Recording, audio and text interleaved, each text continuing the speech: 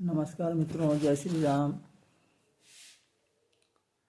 आज ओवैसी की पार्टी के बारे में कुछ आपको उसका डिटेल देते हैं जानकारी। जैसे ओवैसी की पार्टी 2020 के मुकाबले 2025 में बिहार में कैसा प्रदर्शन रहा और 2020 में जीती हुई सीटें इस बार बचाने में ओवैसी की पार्टी सफल रही। जैसे जो जीती हुई सीटें थी उसमें जोकीहाट, बहादुरगंज, कोचाधामन, अमौर और बयासी है। अब उनके 12 उम्मीदवार तीसरे स्थान पर है, 6 उम्मीदवार चौथे स्थान पर और 2 उम्मीदवार दूसरे स्थान पर है।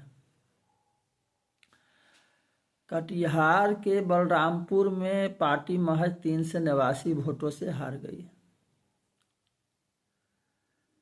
किशनगंज के ठाकुरगंज में उम्मीदवार दूसरे स्थान पर रहा। माना जा रहा है कि मुस्लिम मतदाताओं के गोलबंदी के कारण ओवैसी की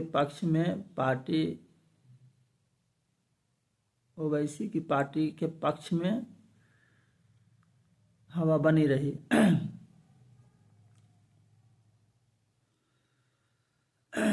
जिससे पार्टी अपनी जीती हुई सीटें दोबारा बचाने में सफल रही।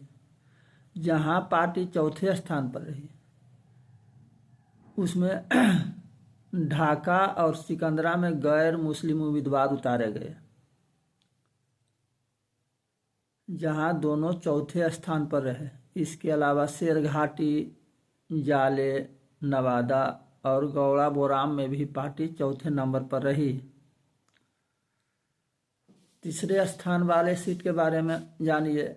जैसे गोपालगंज, नाथनगर, किशनगंज, सिवान, केवटी, मुंगेर, मधुबनी, दरभंगा ग्रामीण, कस्बा, अररिया और बरारी में AIM के उम्मीदवार तीसरे स्थान पर है।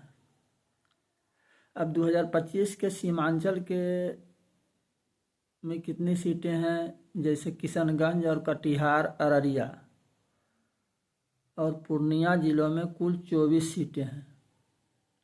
इनमें NDA को 14 सीटें जीती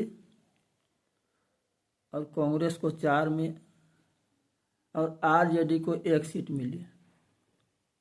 अब सीमांचल में से बाहर जाकर जो ओवैसी का प्रदर्शन रहा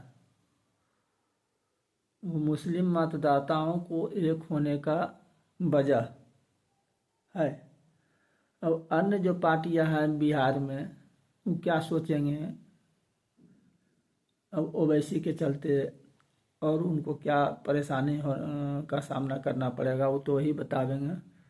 अब आज के लिए इतना ही। जय श्री राम मित्रों, नमस्कार।